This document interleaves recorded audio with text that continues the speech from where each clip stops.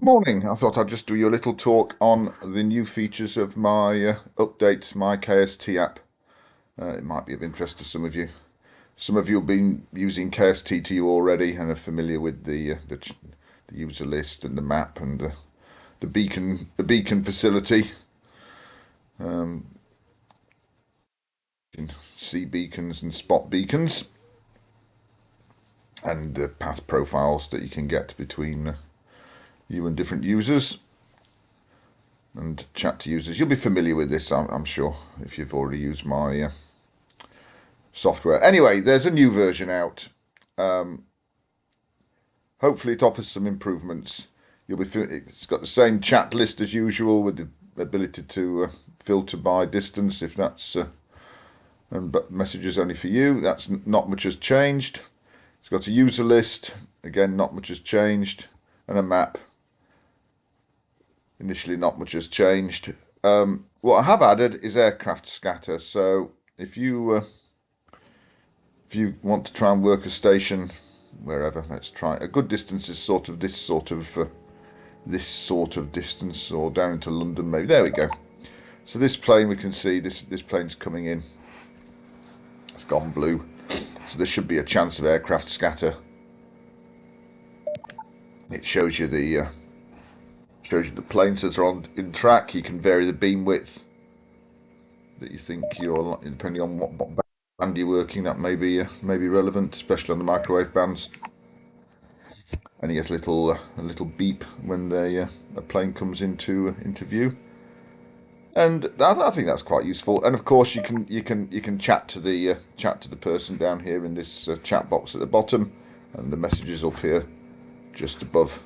Yeah, as usual, you get the distance and the heading. So that might be useful to people. Obviously, that facility is in addition to the normal map. So nothing's lost really. When you chat to people, it's the same chat box with a few new features added. All of these are optional. You don't have to use them if you don't want to. What I have added is I've added an ability to operate also in a sort of a contest logging mode. We can turn that on and off here in this contest mode in the settings. If you don't want the contest mode, you just get the normal chat box. And if you do want the contest mode, you turn it on. A couple of extra settings, whether you're having a simple just marking them off as worked or whatever. So just as a quick example, say we try to make a contact with DCV here. We have a little chat with him, and if it works, we mark him as worked, and you'll notice he dims out on the map. So if you're just working from the map, you can slowly work through stations. We'll mark him as a skip. And you can see at the top here it says worked one, skipped one, and gradually you can clear out the map of things that you think are in your beam headings, and you can see new stations pop up and know which ones are already worked and which ones aren't. Of course, you get a session log. This was just in simple mode: one marked, one skipped. If we do select the full log, a full exchange log, it works. It'll when you chat to them and then decide that they're worked, it'll offer you a 59001, etc. 59002 for the received. Log to QSO.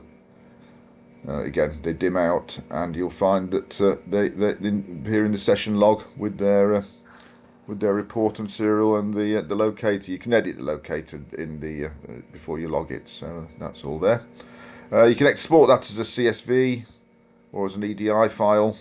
The EDI file could do with a bit more info in it. It's about address and operator names, etc. But it gives you a basic EDI file or a CSV, which is handy.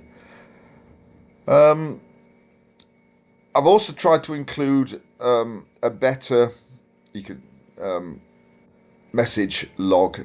So here's my recent messages. It remembers messages from previous sessions now, so you can see stuff you've been, if you were just chatting and had to reload the page or whatever, it'll show you the messages from previous sessions.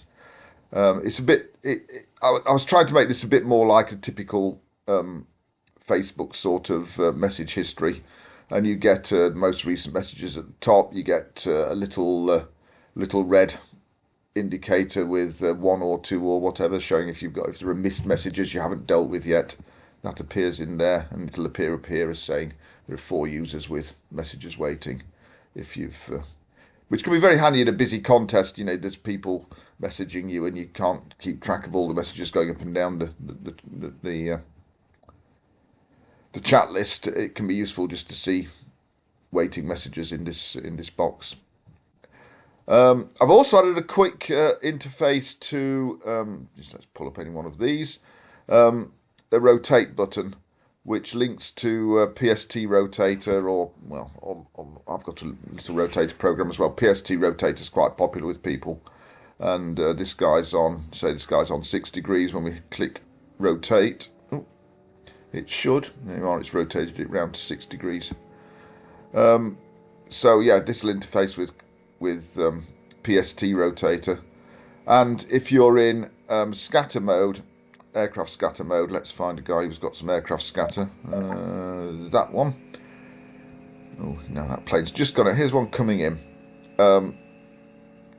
We should be able to either track the best plane or track a particular plane, and the rotator will go round to that position, and we should see it. You can see it tracking across there, 112. You should see that figure change as the plane goes across track. Can take a while if it's it's slowly changing. So every 5 or 10 seconds it updates the rotator with a new heading, which again on microwave bands might prove interesting. I know Martin Hoovelman's been doing some work on 24 gigahertz with active plane tracking, and had some success. If you can get two operators on at the same time tracking the same plane, you can get some interesting contacts over paths that wouldn't otherwise be workable. So that's basically what it's the changes. It's got it's got this contest logging mode, which might be useful to people. It's got aircraft scatter. It's got an improved chat interface. I don't think there's much else that's changed. You still get your path profiles to you can still show your path profiles to various sites. Think that was about it. Oh, I've added, as you know, to set your location, you can just double click anywhere on the map. I've now got that. You can still, that still works, but I've included 8-digit grid references, which again might be useful for the map for the microwave people. Not totally useful because KST itself doesn't support 8-letter grids, but we're going to try and do something about working around that on our side. Anyway, that's the thing. Hopefully that's useful to people. People seem to use it for spotting beacons quite a lot, especially John IKP's been very active. There's 1,013 beacon spots sent through so far, which is it's impressive. Hopefully that's useful to people. Right, well, that's it. I'll leave it there. I'll put the link in the description, and hopefully people will enjoy it. Thanks again.